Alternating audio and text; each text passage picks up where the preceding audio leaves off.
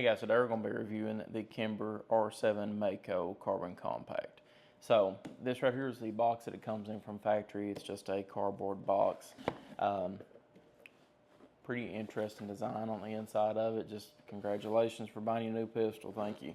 So the big thing here is your carrying case. As you can see, it's a pretty nice carrying case actually. So here's what's inside of the bag. Inside of the first pouch we have a few stickers, your manual, a few different back straps for your pistol and your lock. Let's go ahead and close that up. And this next pocket here is where we have our firearm. You can store your extra magazines in here. It's actually got pockets, as you can see, for your extra magazines. Come with two 15-round magazines from factory.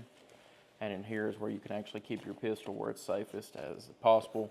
Have your little rubber thing that goes around the grip when you found it, your magazine flare, and that's it. So let's go ahead and set this back to the side. Very nice presentation overall. But here is the star of the show, the Kimber Mako 7 Carbon Compact. You can see it is unloaded, and the magazine is unloaded as well. Click. Okay, so getting into the review. This is the first polymer pistol I've ever actually had from Kimber. I know they released the R7 Mako a little bit whiles back, I guess you could say, but this is their new Carbon Compact. The reason they call it the Carbon Compact is because it is a polymer handgun that is also built out of I guess carbon fiber infused matrix that delivers superior durability, featuring up to a 60,000 psi tensile strength. So what does that mean? It means that the lower is a little bit more higher grade polymer, and it's actually got carbon that is carbon fiber that's actually embedded into the polymer grip itself. So what I expect out of this, for it to hold up a lot better than a Glock would, especially, it's a lot harder of a polymer, there's no question about that. Reminds me more of the 6R M17 P320, how hard that pistol is. The polymer on it anyway, it's not bendy, it's not going to bend on you like a Glock will, and I feel like this would actually hold up to a little bit better wear and tear than a Glock would as well. I think that's where they're getting a lot of their price out of this, because this gun here, it registers about around $1,080, $1,100 with everything you see here, from the Hollow Sun 407K X2 and the threaded barrel. This gun overall is a 4.4 inch length barrel.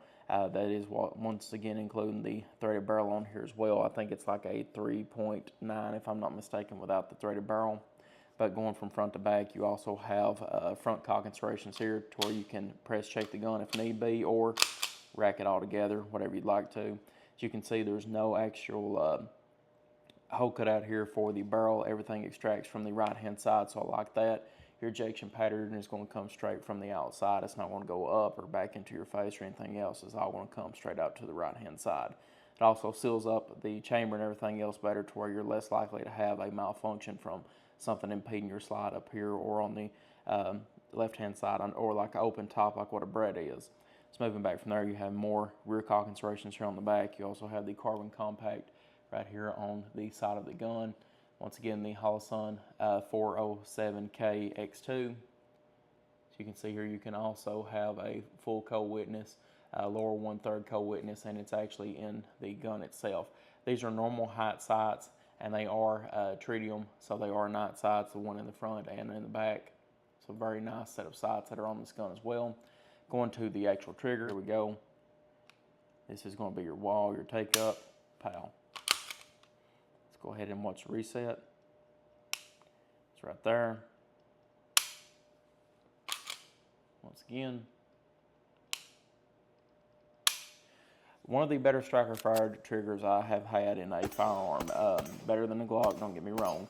But a little bit long take up and release as well, but still a very nice, nice poundage weight and very nice break. Very audible as well, and very tactile, as you can feel there. This gun here has also a Picatinny rail for a light laser accessory. It also has a ledge up here to where whenever you're doing a full grip on this gun, your thumb can stay right there on that ledge.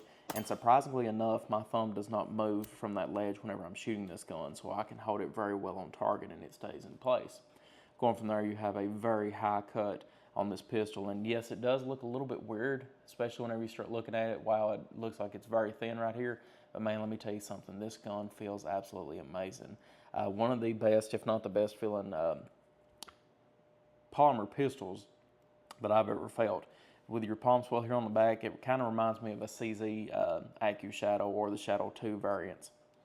You also have knurling here on the front and on the bottom to help you with that grip and help your gun stay in place.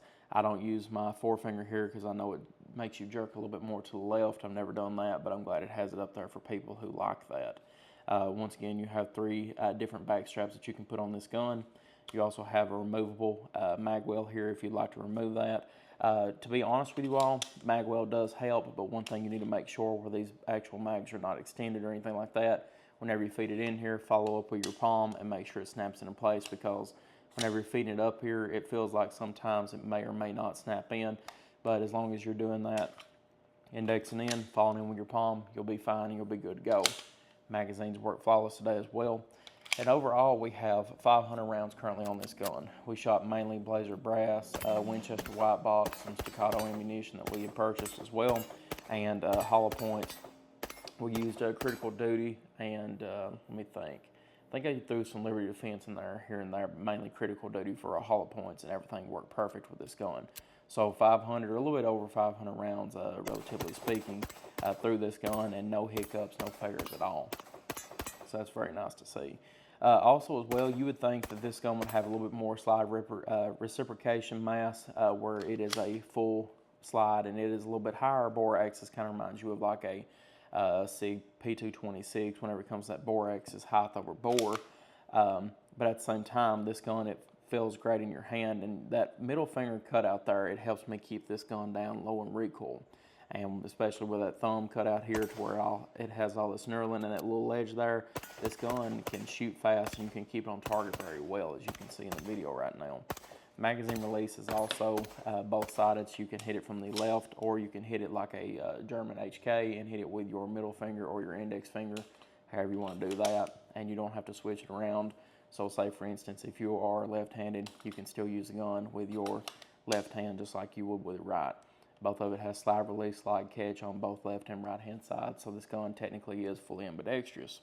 So not only did we shoot it with normal ammunition without a suppressor, we also did shoot it with a Gemtech 9mm suppressor. This is their Lunar 9mm, so thank you Smith & Wesson for sending that to us.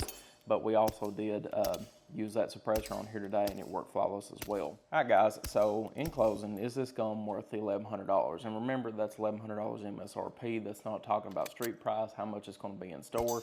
And also as well, if you take off the threaded barrel and the actual 507K, or 407K correction that comes with it from factory, I think this is right around the $700 mark, $750 if I'm not mistaken, MSRP. So that being said, that's only about $150, maybe $200 more than a normal Glock 19. So that being said, it comes with the backup iron sights that are also tritium, so that's an upper ranking in price whenever it comes to that. And overall, guys, I'm very happy with the gun. I think it's very price competitive, especially with what you get for that price point. And even if you're looking at the $700 model without the optic or without the threaded barrel, that's still a very price heavy option, I guess you would say. What I think about it though, it shot great, and I actually shot this better than a lot of other polymer frame pistols that I've shot in a long time. So that ends up making it worth more in my book to me, just because of how well it shot for me. Will it shoot as good for you all as well? Maybe, maybe not, I don't know. But how well this thing fit in my hands, the trigger, and just everything, the way this gun is built, I think it's worth the money. So it gets my stamp of approval. That being said, I can't wait to see if Kimber's actually going to make these in a full size, like a Glock 17, Glock 34 type of size to it. Because yes, I do like 19s, don't get me wrong, but what I would love for this gun just to be a little bit longer, even with a longer and threaded barrel on it as well. But I would like for it to be just a little bit longer in grip as well. But like I said, this gun here with that magwell on it, it fits in my hand just like a 17 would.